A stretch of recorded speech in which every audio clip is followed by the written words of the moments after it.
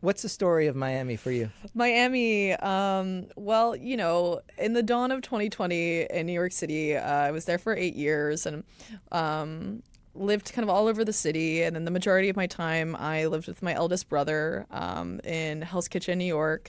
And there was kind of like a bunch of us like in the apartment at the time during COVID, and we were sort of just like hunkered down. And I was out with my camera a lot, actually photographing, documenting.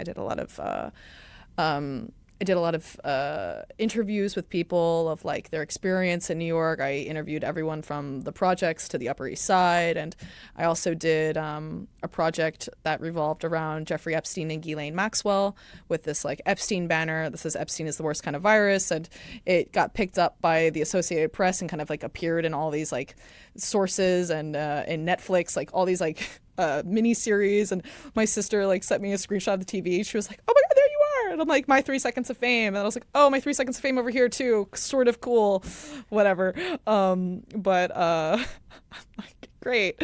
Um, and then my partner, he was like, I lived in Miami before. Why don't New York started to get like really dark and suffocating for a lot of reasons. And it's like, why don't we go to Miami? And he's like, I think you'll love it. And usually I like hate when people say that. It's like, you're gonna love it. I'm like, you don't even know me, but like, thank you. And then, but for him to say that, I'm like, okay, like he knows me, and let's give this a shot. And so like cold turkey, we packed up this minivan that my dad sold us, and we put all of our New York stuff in it and drove from New York to Miami twice in this minivan with these two little dogs. And we had stuff on the roof. It was just like, and I found that, you know, change is really good. And New York has this, New York, my brother's like, New York's like the devil. It just like keeps you coming back. It's like, just stay here. And there's sort of this like vortex in New York where if you feel like you leave, you're like a failure. And that's like the New York toxicity, right? And New York is kind of this like abusive lover in a way of like, you know, oh, this is great. Like, I love it. And then you're on day 5, you're like, oh my God, this is why I left. It's just like the bombardment and just like the people and the homelessness and all this, like the displacement. It just gets to be like the underbelly is really dark and it's hard. I mean, I was there all through my 20s, which was fantastic. And it was like such a place for, if you have a lot of energy and a lot of drive and ambition, like that's where you go. However, I feel that the playing field now is completely leveled and you can actually be anywhere doing anything.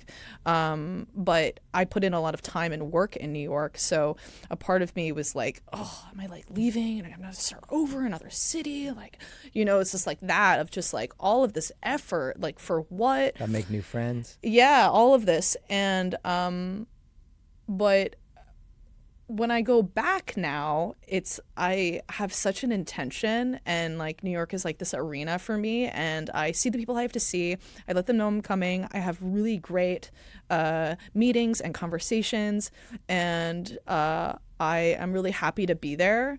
And then I leave.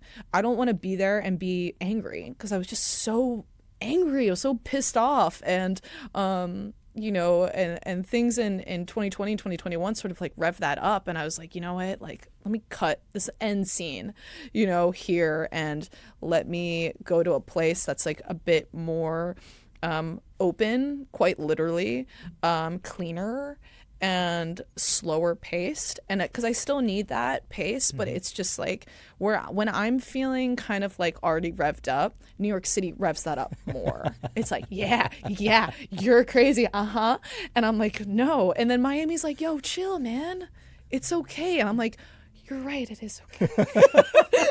Miami's sort of like the healthy therapist, and New York is like the abusive lover.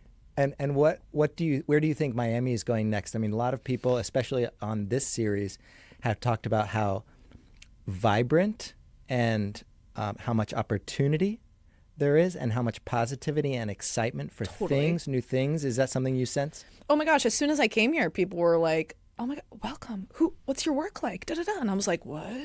And I was like, you want to talk to me and know about my work? Like, this is so cool. And everyone was so welcoming, and really warm. And that, I mean, that was something I was not used to. And not to say like New Yorkers are cold, but like they just got shit. Like there's just, you got to move. You got to, there's things going on.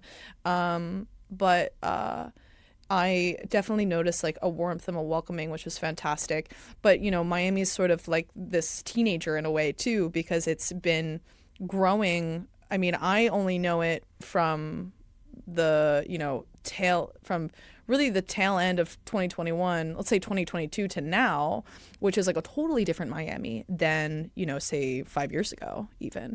So, but it seems like it's totally growing. I love this idea of being kind of part of something that is like still new and fresh. It still has already existed, and knowing that history is really interesting and important. But there is kind of this like growth that's happening, and I think that's really exciting for a lot of people. What would you say it's done for your creative process? It's helped me like calm my brain down for sure. It's I've been able to network with people who have really helped me in all different aspects, have it be introductions or letting me utilize their space, or being in a studio where I'm making the work. I've won like a small grant, so I'm just like, okay, like I'm getting money, I'm getting some connections, I'm getting spaces, and I'm meeting people. So on like a logistics side, it's been very helpful. And then like on a mental side, it's totally calmed me down and let me like contemplate a little bit more, which is super healthy. Join our creative business community at HereGoesNothin.com.